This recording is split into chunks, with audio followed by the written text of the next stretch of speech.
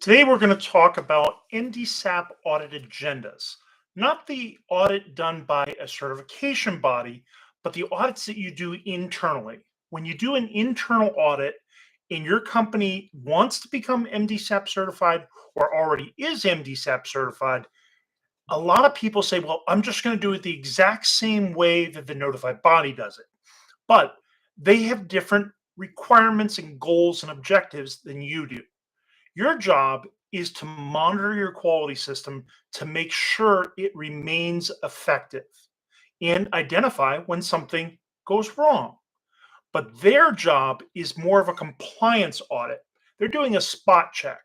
You should be spending more time than they are doing internal auditing, but it really doesn't add a lot of value to go check yes, check yes, check yes, check yes.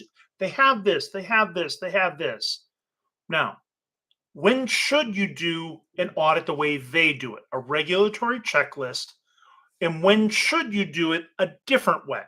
So that's one of the questions we're going to answer.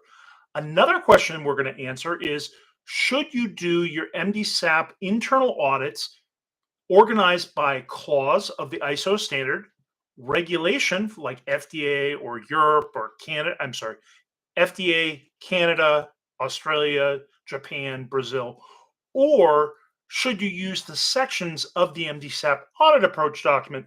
And there are 7 chapters, and then there are a bunch of tasks. So which way should you organize it? By the regulation, by the audit approach document that has chapters and tasks, or the ISO standard? Which of those 3 is the best, and when should you do it? So we'll cover the first part. The first part of this is when should you do it the way the notified body or auditing organization does it, and when should you do it a different way? If you're going for initial certification, my recommendation is to hire an expert auditor, an outsider, not somebody internal, but somebody outside your organization that's experienced as an MDSAP auditor, and have them go through that regulatory checklist just like they were an auditing organization auditor, because that'll simulate what you're going to go through in that certification audit. And because you haven't done this before, they're going to find some things wrong in there. So it's basically a pre-assessment of your certification audit. So that's the best time to go clause by clause through the entire audit approach document and make sure everything's there. Use that regulatory checklist, be more thorough. And basically, it's a gap analysis, but it's not. It's an internal audit. But you're going very thoroughly through that checklist and covering everything to make sure nothing's left out. Is that really an audit? No, because an audit is supposed to be, number one, using a process approach, and number 2, it's just a sampling. But if you're doing a pre-assessment as an internal audit, you can kind of kill 2 birds with 1 stone. I'm going to write up an audit report, an audit agenda, and it's going to meet the requirements for an internal audit, but I'm not going to sample. I'm going to be almost 1 for 1, 100% through the regulations to make sure nothing was left out, because I don't want you to get nonconformities that'll jeopardize you getting certified. But that's only for the first time for the initial certification audit. After that, I would focus on using the process approach. And the reason why I would do that is because that's going to show more the interactions between processes, and it's going to show really is the quality system effective rather than yes, it meets the requirements. So effectiveness of a quality system versus compliance of the quality system. Once I've already got certification, I am compliant. I just need to maintain it. So that's why I want to use the process approach later on, and I'm going to do sampling of it. So it's not going to be 100% of the clauses are going to get covered. I'm going to focus on where did we have problems in the past and what areas are important, because that's how you're supposed to do an audit. That's how you're supposed to plan your agenda based on the importance of areas and the results of previous audits. Now, if I am going to start out with, let's say, Canada and the US, and then I decide I'm going to add on Brazil, I'm going to have a change in scope of my certificate, and they're going to have to come back and do a new certification audit. So in this case, I would actually do 2 audits. One would be my normal internal audit where I do the process approach, and then I would have somebody go to the regulatory checklist for just the country-specific requirements for Brazil, and make sure all those are addressed. So that would be essentially a gap analysis of the regulatory requirements that are country specific for Brazil. And I was just, before I did this video today, I was going through all the comments because I've been on vacation and hadn't looked at comments for a couple weeks. Somebody asked in there, where can we find these country specific requirements? So I put in a hyperlink there. But if you want to find it yourself, not look at the hyperlink, which I'm going to put below, all you have to do is type into a browser MDSAP Audit Approach. And the first link will be for the FDA website's link to the document. And that document is MDSAP AU P0008. Or I'm sorry, P002.8, revision 8. What is it? P0002-008 is what it is. Sorry. That's why you go look at instead of relying on memory. But in each section, it has 7 chapters. Then it has tasks, different numbers of tasks for different chapters. Like chapter 1 has 11 tasks. Chapter 2 has 3 tasks. Chapter 3 has 16 tasks. So there's no pattern to it. But at the end of every single task, it tells you whether there are country-specific requirements or not. It also gives you references to each of the regulations. So it says this is what clauses apply in ISO 1345. This is what regulation sections apply for FDA. This is what regulations apply for Canada, Brazil, Australia, TGA, and Japan, the Ministerial Ordinance 169. So as you're going through each of those, it will tell you where to look. It tells you what's applicable. So you need that document. But it's 224 pages long. So it's not really an audit if you're going line by line for every single task and every single country specific requirement. It's a gap analysis. That's why I said I'm going to do 2 internal audits. One is my normal process approach, and one's a gap analysis of the Brazilian requirements because I'm extending the scope to include Brazil, and before it just had Canada and US. So that's how I would handle that. Now, how would I organize my agenda was the other thing that I said that we were going to cover. You could organize it by ISO 1345. That's how we traditionally teach auditors. Make sure you cover all the major clauses, clause 4, 5, 6, 7, and 8. But do you cover every subclause? 4.1, 4.2, 4.3, 4.4, 4. Actually, I don't think we have that many 0.4 after 4, but you get the idea. Do we cover every single subclause?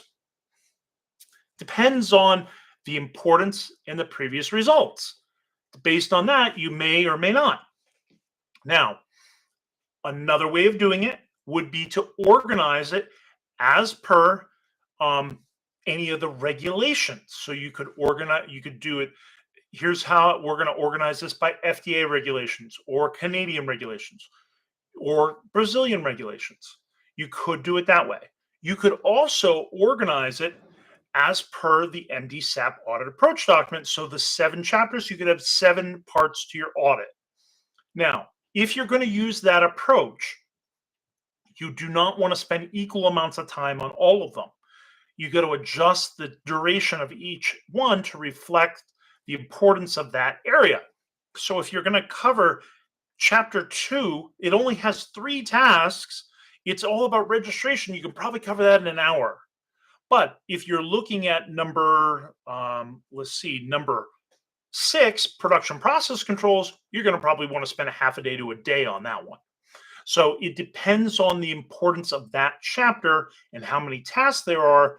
You could almost say qualitatively, the more tasks there are, the longer that duration could be. So qualitatively, you could make a relative comparison of this should be twice as long as that because it has twice as many tasks to cover. And not all the tasks will be applicable to every quality system. So you got to make sure you decide which tasks are not applicable to the quality system you're auditing. And that's part of your actual audit preparation as a lead auditor. Which clauses do I need to cover? Which ones don't I cover? How much time should I spend on those different clauses? So if we cover ISO 1345, it tells you how they align with each of the chapters. If we cover the MDSAP audit approach, it will cover the same things. If we cover the regulations, it should cover the same things. Which way you organize it, it doesn't matter. Could you alternate from year to year? Yeah, that would be a great approach and probably going to see different things different years because of your perspective. If you look at it from the perspective of the regulation, you'll see different things because you're looking at different wording than if you look at ISO 1345 or you look at the chapters in the MDSAP audit approach. Now, another thing to think about is um, if you're training somebody as an auditor, you might want to assign them something they're familiar with, the ISO 1345. So you might organize their section that way. And if you're giving it to an advanced person, you might say, well, you can handle it anyway. We'll do it this way. A lot of times, what I see in the audit deficiencies when a certification body comes in and says, this internal audit wasn't done right, it doesn't adequately address MDSAP. It means you didn't include MDSAP as an audit criteria. That's one of the things you have to do. Put in your agenda somewhere, we used MDSAP as an audit criteria. Number two, you have to have objective evidence in multiple places, not just one, but multiple places that you've included things that are specific to the MDSAP audit approach. So country-specific requirements in certain areas where it's important based on previous audit results and the importance of that area, those would be the areas you definitely want to include the country-specific requirements. Any changes to procedures, definitely look at the country-specific requirements.